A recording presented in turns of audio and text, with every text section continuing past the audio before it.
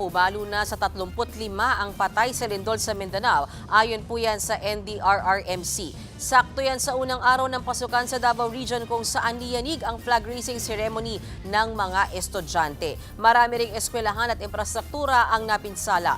Live mula sa Davao City, nasa frontline ng balitang yan si Gary De Leon. Gary, kamusta dyan? May mga aftershock pa ba kayong naramdaman ngayong gabi? Alam mo, men, bagamat malakas ang naranasan lindol dito sa Davao City, nanatili namang normal ang sitwasyon, lalo na ang paliparan at pantalan. Samantalang nagbabantay pa rin ang LGU ngayong gabi kung sakasakaling magkaroon nga ng tinatawag na aftershocks. Nagsisigawan at nag-iiyakan sa takot ang mga estudyanteng ito habang nasa flag raising ceremony sa unang araw ng pasukan sa Mahaya High Elementary School sa Malita, Davao Occidental. Maya-maya pa, bumagsak ang bubong sa lakas ng pagyanig. Napatakbo ang mga estudyante at mga magulang. Lingkod lang! Lingkod lang! Nanatili namang kalmado ang mga guro. Nasa flag ceremony din ang mga estudyanteng ito sa Matanao National High School ng Lumindol. Nagtakbuhan ng mga estudyante at gumuho ang isang gusali ng eskwelahan. Kita ang tindi ng pinsala sa building. Kasagsagan din ang flag raising ceremony sa Santa Ana Central Elementary School. Parang dinuduyan ng mga estudyante. Nagkasira-sira naman ang pader sa A. Mabini Elementary School.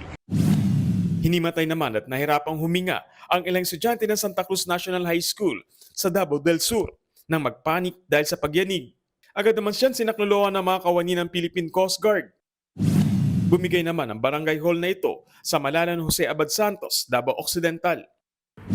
Ang kabubukas lang ng Bukana Bridge sa Davao City, nagkabita at nasira ang mga railings dahil sa tindi ng pagyanig.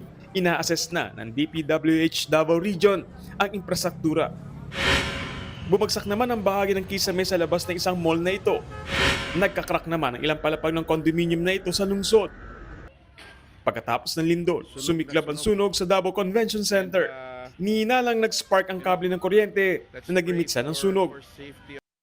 May gumuho ring gymnasium at health center na ito dahil sa lindol. Nagsasagawa na ng assessment. Kita naman ang magkaibang kulay ng tubig sa aerial video na ito sa Barangay Manikahan, Zamboanga City matapos ang lindol kung saan nagkaroon ng tsunami alert. Davao City, wala namang naitalang casualty at makita ko lang sa yung sitwasyon ngayong gabi. Back to normal ang sitwasyon. Nakita nyo naman yung panggabing buhay nila, no? At halos parang hindi lindol yung lugar at wala ring major infrastructure na naitalang nasira dito sa Davao City. Balik sa iyo, Mea. Okay, maraming salamat at ingat kayo dyan, Gary De Leon. Mga kapatid, Mean Los Baños po, huwag magpahuli sa mga balita at impormasyong dapat ninyong malaman. Para sa mas malawak na balitaan at diskusyon, mag-follow at mag-subscribe na sa social media pages ng News 5.